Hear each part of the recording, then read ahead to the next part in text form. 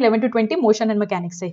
So rate of change of momentum is equal to, तो क्या आएगा हमारे पास, रेट चेंज ऑफ मोमेंटम हमें क्या देता है, force. The path of projectile is, तो पाथ ऑफ प्रोजेक्टाइल कैसा रहता है, पैराबोला, वो कुछ इस तरह से हो गया, ठीक है। After that if the distance between two masses is double the gravitational force between them becomes. अब देखो ऐसे क्वेश्चंस के लिए सॉल्व तो करना ही पड़ेगा तुम्हें, है ना। तो सबसे पहले तो तुम्हें पता होना चाहिए फोर्स ऑफ ग्रेविटेशन का formula, that is F is equal to G m1 m2 upon r square, ठीक है।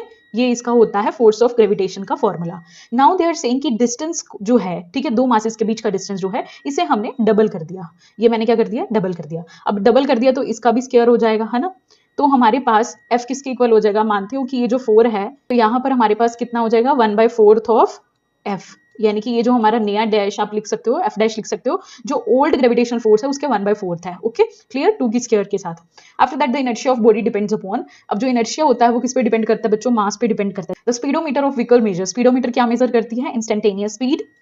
Now the next one, negative acceleration is known as, negative acceleration को हम रिटार्डेशन बोलते हैं बच्चे।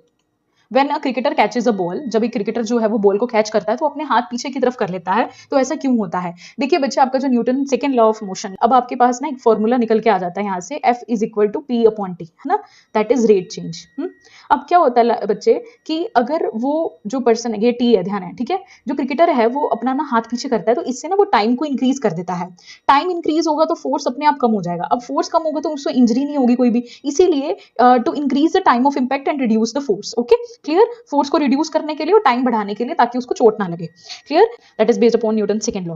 After that what type of friction is the weakest, अब friction जो होती है दैट इज ऑफ 3 टाइप्स, ठीक है, स्टैटिक, स्लाइडिंग एंड रोलिंग। तो बच्चे देखो, जो टाइप ऑफ फ्रिक्शन जो अपने पास बोलते हैं that is the weakest one.